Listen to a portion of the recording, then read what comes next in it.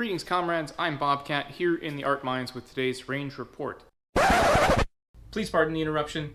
I am taking a much needed and well-deserved vacation, so this will be the last video for the year, and I will be coming back to the channel sometime in mid-January, assuming, planes don't crash or other new and exciting catastrophes come up. I'm not taking my phone with me, my computer, my video cameras, nothing. Just taking some time off, me and my sketchbook. And an actual book. I'm going to read an actual book. I've been meaning to read the late Anthony Bourdain's A Cook's Tour, and I'm going to take some time, sit down and do that. But yeah, so I won't be putting anything else up till the end of the year. That chirping is our little bird biscuit. That being said, this is the end of the year. It's been one heck of a year, hasn't it? A lot of you have hung out with me, all 323 of you subscribed to my channel. Thank you so very much. You've been hanging out with me through my ups and downs, and here's hoping that next year has a lot more ups and any downs are short-lived and valuable lessons. So yeah, that's going to be it for me. Thank you so much. I hope you are safe and well-fed wherever you are. I wish you mucho amor. I want to thank my latest coffee tip jar patron, not Patreon, coffee buyer person.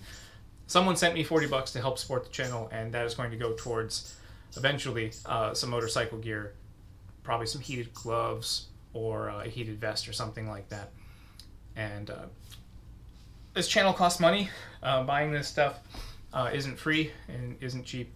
So if you like what I do and you want to support what I do and me giving honest opinions based on my experience with motorcycle stuff, art stuff, cooking stuff, firearm stuff, whatever. I'm here to support and build you. I want to leave you in a better place than when you found my channel.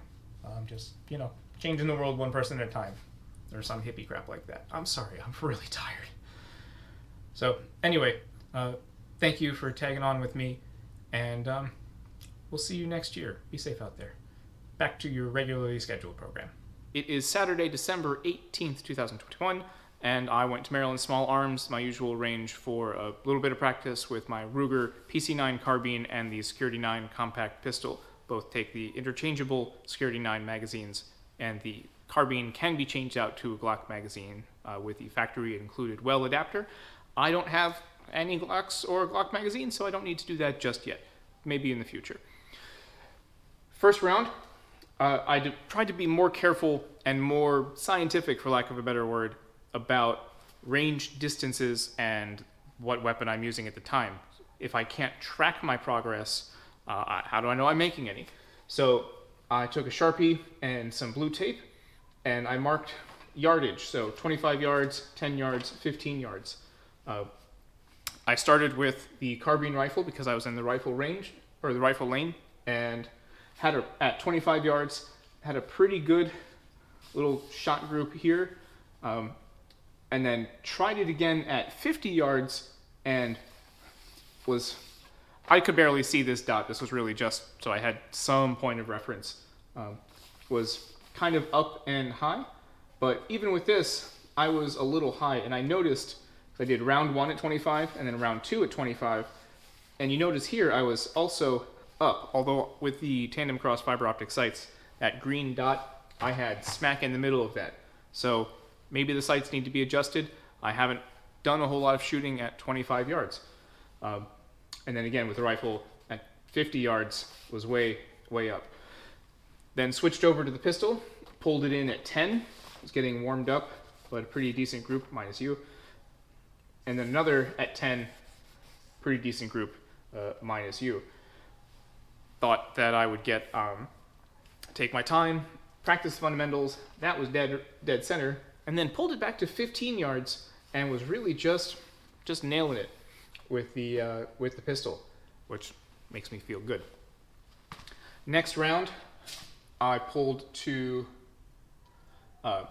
50, and the R is for the rifle, P is for pistol. For some reason, at 25 yards, I startled this section of the target, but didn't actually hit it. And then with the rifle, nice clean group. And again, at 50 yards with the rifle, I did it in a couple of groups. I started up here and realized, because I was looking with the binocular, and realized I really am shooting high. So I started aiming lower, which is probably not the best way to do it. It's hard to adjust the sights at the range. I think it's the rear sight that I need to adjust the elevation on. Anyway, so this group was pretty high, and then so like, all right, I'm going to aim a little lower, and just got it right on, and that's about as good as I can get. Pulled into 15 yards, and just did some faster center of mass with the pistol. Changed over to the rifle and put a nice tight group right there. Round 3.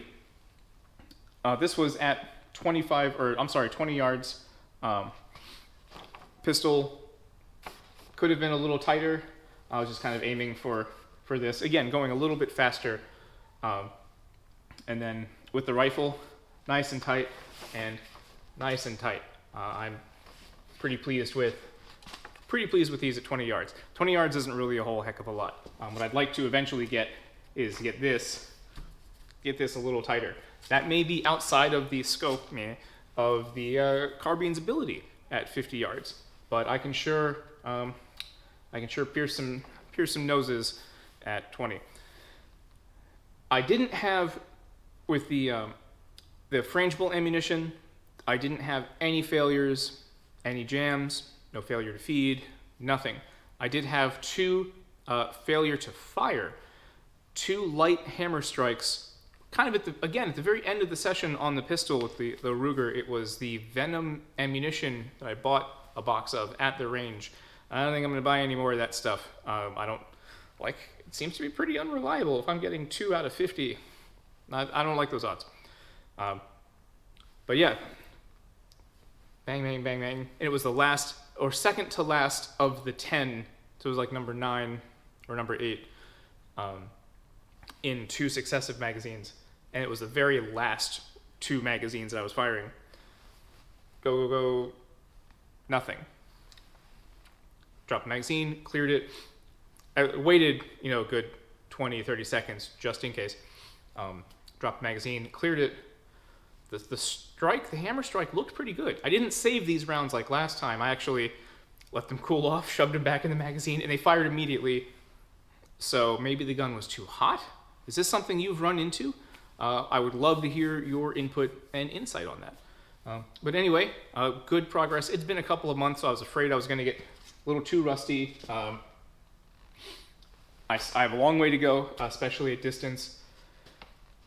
I really like the tandem cross fiber optic sights. I did get the tandem cross bolt buffer block to change out from the stock.